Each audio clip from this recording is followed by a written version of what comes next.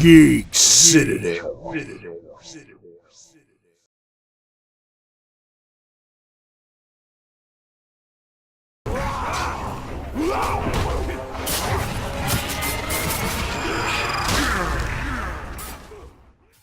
Middle-earth's Shadow of Mordor returns us to the world that Tolkien built.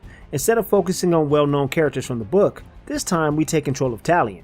Talion is a ranger of Gondor who has suffered a horrific loss at the hands of Sauron's forces.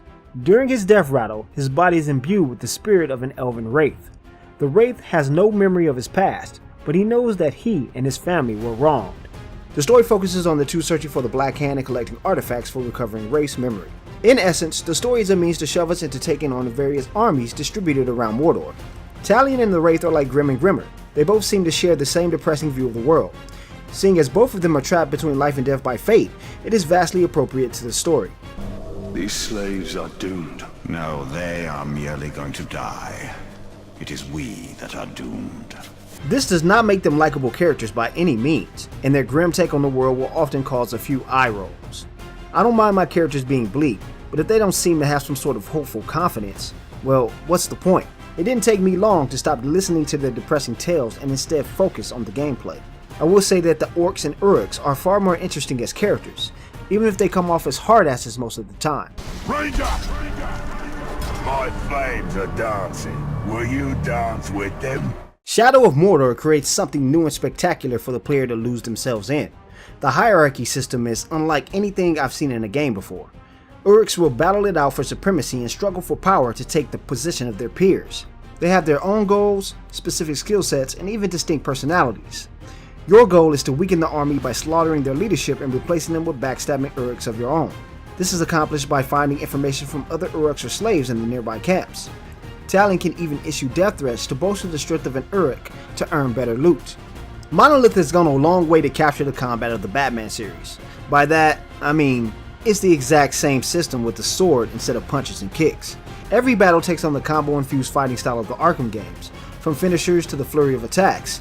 This game has copied the combat completely. Instead of a ninja from Arkham, you will instead fight a berserker who counters each normal attack.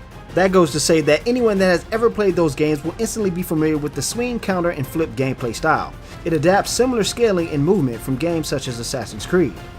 Players can easily vault over objects, climb tall buildings, and parkour between various obstacles. Some would say that Shadow of Mordor does everything right, as it even incorporates a fully realized and fluid stealth system. Talion can easily stay out of sight from his enemies and get the drop on them from cover or from the sky. Combat is enhanced by a simplistic abilities tree and a robust loot-based upgrade tree. Killing captains will reward the player with runes that they can attach to Talion's weapons.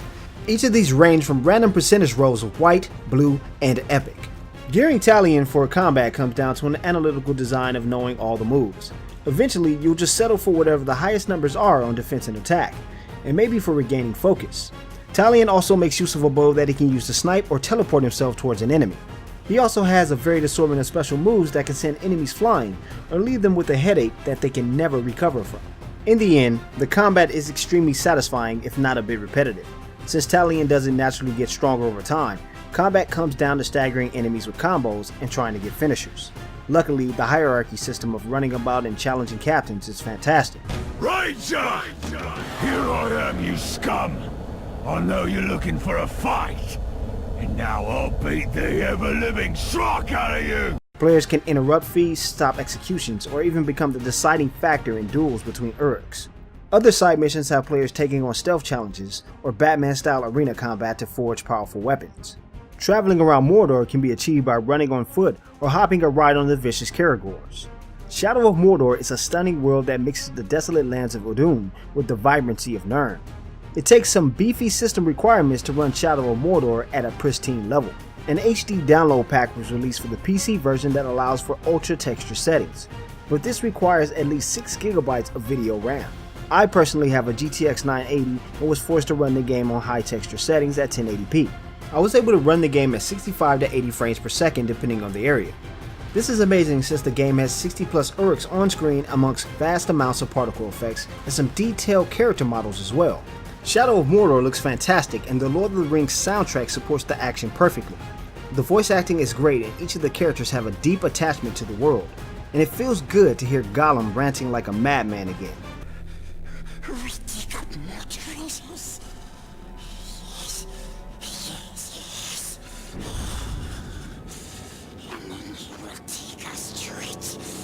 If I had any complaints about the game itself, it would be the idea of completely taking the Arkham combat system. Mordor has thousands of Uruks waiting to be killed by our champion. I'm finally ready for a game to wake up and allow me to instantly kill or injure enemies in 1 or 2 slashes. As long as these enemies are replaced by another viable enemy to slaughter, the need for hitting them with a nerf sword will be obsolete. This would only change if the enemy has heavy armor on that the player would systematically break down with their weapon, or if the other combatant is equal in skill or similar skill that can block, parry, and dodge. Who would have thought that a return to Middle-earth would have turned out so well? Slashing Uruk after Uruk to bits is entertainment I wasn't expecting. Geek Citadel gives Middle-earth Shadow of Mordor 4 stars out of 5. This title takes a tried and true combat system to its core and injects its own gameplay mechanic that fleshes out a fantastic title. For more Geek Citadel plays and reviews, check out geekcitadel.com. Subscribe to us on YouTube, Google+, Facebook, Twitch, and Dailymotion. Thanks for watching, and we'll see you ladies and gents next time.